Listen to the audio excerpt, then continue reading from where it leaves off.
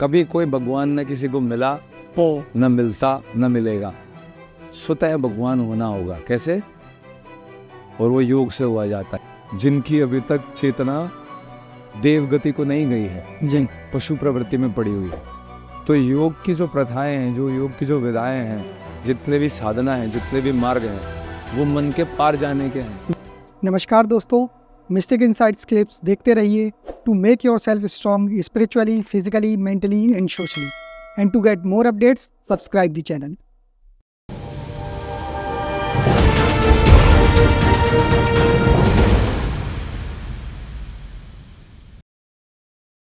महाराज जी, योग की जब बात की जाती है तो योग हमारे ऋषियों के द्वारा हम तक आया है, लेकिन आज भी बहुत से लोग योग की एग्जैक्ट डेफिनेशन नहीं समझते हैं। तो मैं आपसे ये पूछना चाहूँगा कि योग है क्या और इसकी कितनी इम्पोर्टेंस है किसी भी व्यक्ति के जीवन में। गहरा सवाल पूछ लिया शुरू में ही। इसी में 3-4 घंटे चले जाएंगे आपके। आप कुछ बता दीजिए फनी। क्या है, व्यक्ति में द्वैत होता है। क्या होता है? द्वैत होता है जी। मतलब दो होते हैं जी। कौन कौन होते हैं? दो। एक सुपर पावर और एक तो जो वो होता है, एक वो जो दिखावा करता है। दो होते हैं जी।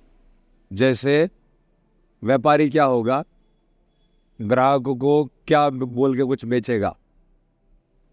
जैसे उदाहरण ले लेते हैं, संसार में गुटखा चलता है। आप कहाँ से आए? उज्जैन से आए जी। उज्जैन से आप ओमकारेश्वर आ गए, तो आपने रास्ते में अगर आँख खोली हो, देखा हो, अपने काम धंधे के अलावा, पॉडकास्ट के अलावा अगर आपने विचार किया हो और दृष्टा बनकर बाहर देखा हो, अगर आपका योग वो रखा है तो 100% आप दृष्टा भाव में होकर संसार के दर्शन करते होंगे जी। तो आपने देखा होगा कि लोग गुटखा चबा रहे हैं। वो क्यों चबा रहे हैं? क्योंकि व्यापारी ने, किसने? व्यापारी ने क्या किया? ये बोला, दाने दाने में केसर का स्पाई, केसर का दम। तो स्वाद नहीं, केसर का दम। दम बोला। तो लोगों ने क्या सोचा? गांवड़े लोगों ने। किन्होंने? बोले लोगों ने। किन्होंने? बोले। बोले मतलब इनोसेंट, जिनकी अभी तक चेतना देवगति को नहीं गई है, जी, पशु प्रवृत्ति में पड़ी हुई है। जो कहते हैं मान लेते हैं, जो सुनते हैं मान लेते हैं, जो देखते हैं मान लेते हैं, जो जी आया कर लेते हैं जी। और सुरक्षा में, वासना में और भय में जीते हैं, है ना? तो बस वासना क्या है? इच्छा करना। किसी ने बोला दाने दाने में केसर का दम, तो उसने मुंह में डाल लिया कि मेरे में भी केसर का दम आएगा जी, थोड़ा मैं घूमूंगा, मुझे अच्छा लगेगा। तो सारे संसार को व्यापारी ने क्या कर दिया? क्या कर दिया? भोले लोगों को लूट लिया। और क्या बना रहता है व्यापारी? नेता से भी बड़ा, जैसे कि भगवान से भी बड़ा। किससे? लेकिन उसने कर्म क्या किया? लूट लेगा, बर्बाद कर दिया। भोले लोगों क्या कर दिया? बर्बाद कर दो। कैंसर क्यों होते हैं? गुटखे से होते हैं। होता है कि नहीं जी? अन्य बीमारियां कितनी होती है। अगर आप गुटखा खाने लगो तो आपकी पत्नी आपके मुंह पे चाटा मारेगी कि नहीं? पास में जाते ही उनके घरों में ऐसे युद्ध होते हैं जी। वो दिन रात बोलती है, आप ऐसा असभ्य काम क्यों करते हो महाराज? क्योंकि वो तो पत्नी है बेचारी। अब यहाँ सभ्यता है, संस्कृति है जी, लेकिन वो तो गुटखा खाता है क्योंकि उसके तो क्या है? दाने दाने में केसर का दम है। समझ रहे हैं जी? व्यक्ति के अंदर द्वैत भाव होता है। वो अपनी इच्छा पूरा करने के लिए दूसरों का बेवकूफ बनाता है। ऐसा करते करते जब तक वो जवान होता है तब तक वो ऐसा करता है। वो एक बार जीवन की सीढ़ी चढ़ती है और एक बार जीवन की सीढ़ी उतरती है। एक में व्यक्ति कर्म करते जाता है, बोलता है कोई अच्छा कर्म नहीं, कोई बुरा कर्म नहीं, और फिर उन्हीं कर्मों को भोगता है। किसी से व्यक्ति नहीं डरता, अपने कर्मों से डरता है। किससे? कि मुझे पता है मैंने सारे संसार को गुटखा बेचा है। अब उसके जीवन में जब बाधाएं आती हैं, भय आता है, रोग आते हैं, तो फिर जो उसने वो द्वैत किया था, मैं तो संसार का भला करता हूं, मैं तो व्यापारी हूं, जी। फिर वो क्या करता है, वो CSR भी भरता है ना। सरकारी एक वो बनाया हुआ है ना कि जो व्यापारी संसार को लूटेगा वो इस संसार का थोड़ा भला भी करे, तो CSR बनाया है ना। जी। उसमें भी गड़बड़ी, वहां भी द्वैत होता है। क्या होता है? द्वैत होता है। जब व्यक्ति का योग हो जाए तो वो जो भीतर होता है वही बाहर होता है, तो उसको मैल इकट्ठा नहीं होता, वो अद्वैत हो जाता है। क्या हो जाता है? अद्वैत। योग का परिणाम है अद्वैत हो जाना। जी। ये मेरा नाम नहीं है, ये एक स्थिति है। क्या है? स्थिति से मैं और आप अभी एक हो रहे हैं। जी। थोड़ी देर में एक हो जाएंगे। क्या हो जाएंगे? एक हो जाएंगे। जैसे ये सब मेरे साथ एक हो गए हैं। जी। इनसे मेरी कोई जान पहचान थोड़ी है, ये मेरे रिश्ते नाती थोड़ी हैं, हमारा योग हो गया है। क्या हो गया है? योग। जैसे अब मेरे पैर चलते हैं ऐसे इनके चलते हैं। ये रुक जाते हैं, थक जाते हैं, तो मैं भी बैठ जाता हूँ कि चलो ठीक है, क्योंकि योग में आ गए। क्या आ गए? ऐसे ही विवाह में भी होता है। शादी करना अलग बात है, विवाह करना अलग बात है, फिर योग होना अलग बात है। जब तक ऐसे चलता रहता है कि तू सही कि मैं सही, मैं बड़ा कि तू बड़ा, तो विवाह तो हो गया, योग नहीं हुआ। ऐसे ही मृत्यु जन्म में है, द्वैत है, दो हैं। जब भेद मिट जाए, जब विद्या आ जाए दोनों में, तो वहां भी योग हो जाता है। ऐसे ही काले गोरे में है, ऐसे ही स्त्री पुरुष में है, मृत्यु जन्म में है, अमीर गरीब में है, पशु और पशुपति में है। किस में है? पशु और पशुपति में। आत्मा और परमात्मा में है। तो जहां भी द्वैत है वहां योग आता है, योग अपना कार्य करता है। योग की साधना, योग के अभ्यास, कर्म कांड, जिस भी प्रकार से आप योग की तरफ बढ़े हैं जी। भगवान गोरक्षनाथ ने 1000 मार्ग दिए। कितने? 1000, उससे भी ज्यादा ही। तो मैं तो बहुत कम दे रहा हूं। तो इतनी विधियां हैं। जैसे महावीरों की योग करने की विधि क्या है? भूखे प्यासे रहते हैं, व्रत करते हैं, है ना, कि हम एक हो जाएं, हमारा अहंकार समाप्त हो जाए और हम सारी सृष्टि के प्रति करुणामय हो जाए। कैसे हो जाए? करुणामय। तो कोई महायुद्ध ना हो, घरों में झगड़े ना हो, जीवों में सद्भावना हो। जी। हो कि नहीं? और सब जयकारा करे। क्या करे? जयकारा। हाँ। तो योग क्या करता है? योग द्वैत मिटाता है। क्या करता है? द्वैत को खत्म अद्वैत बनाता है। क्या बनाता है?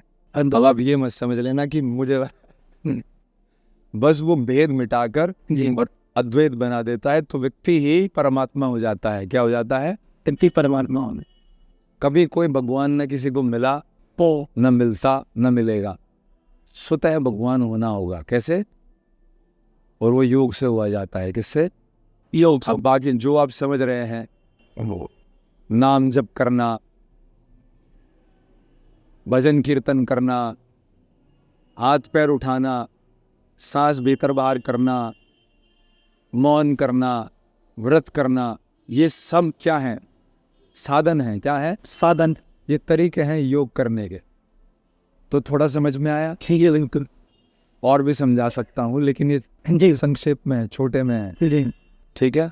तो जैसे कि योग नो डाउट एक बहुत ही सटीक मार्ग है, मतलब अद्वैत को समझने का, लेकिन कहते हैं कि सरल नहीं है, इसके लिए बहुत योग एक डिसिप्लिन। स्थिति है जी। और योग के अनेकों मार्ग हैं। जी। सरल भी है और कठिन भी है। लेकिन जैसे इसमें महाराज जी डिसिप्लिन में रहना पड़ता है, मन को वश में रखना पड़ता है, तो ये व्यक्ति कैसे करे? ये आसान तो नहीं है मन को अपने काबू में रखना, तो इसके लिए क्या किया जाए व्यक्ति के द्वारा? मन के पार जाना ही योग में होना है। तो जी मन का स्वभाव कैसा है? मुझे डायबिटीज है जी। 100% मुझे मीठा खाने से हुई है जी। और अनुशासन भंग करने से हुई है, और फिर एक कारण भय हो सकता है कि मैंने अपने जीवन में से कर्म किए कि मुझे डर लगने लग गया, और क्या हुआ? मुझे नीचे से खराब होना शुरू हो गया सब। पहले प्रोस्टेट ग्लैंड खराब होता है, मतलब थोड़ी थोड़ी देर में पेशाब आना शुरू होता है। फिर धीरे धीरे क्या होता है? पाचन क्रियाएं खराब होती हैं, फिर इंसुलिन ग्लूकोज का इम्बैलेंस हो जाता है, फिर डायबिटीज होता है। कुछ लोगों को सीधा डायबिटीज हो जाता है, कुछ लोगों के माता पिताओं से उसको जेनेटिक मेमोरी में, हेरिडिटरी में ऐसा मिलता है, क्योंकि उन्होंने ऐसा जीवन जिया होता है। अब आप समझो, मन है डायबिटीज हुआ मीठा खाने से, लेकिन फिर भी रसगुल्ला आ गया, तो मन क्या करेगा, खाऊं कि नहीं खाओ। तो योग की जो प्रथाएं हैं, जो योग की जो विधाएं हैं, जितने भी साधना हैं, जितने भी मार्ग हैं, वो मन के पार जाने के हैं जी। अब हम जो ये इतना 1000 किलोमीटर चल रहे हैं सभी लोग, आप इनसे पूछो शुरू शुरू में इनका मन था कि नहीं था? अब किसी का मन है? अब ये यहाँ से जाने वाले हैं वापस गृहस्थी में अपने घर। इनका ऐसा हो रहा है कि ये ना जाएं, क्या हो ना जाएं, बस मन है वो खींच रहा है, वो बता रहा है कि चल नहीं घर चल, काम है, धंधा है, ये सब है वो। तो क्या हो रहा है, फिर से वापस जाएंगे, फिर मन को अनुभव करेंगे और फिर कभी साधना करेंगे। तो एक समय तक व्यक्ति को साधना करनी होती है। काल का खेल है। किसका है? काल का। It's a matter of time कि for how long you are into your practices, only then you can defeat और you can bypass the mind. मन को पार कर सकते हैं।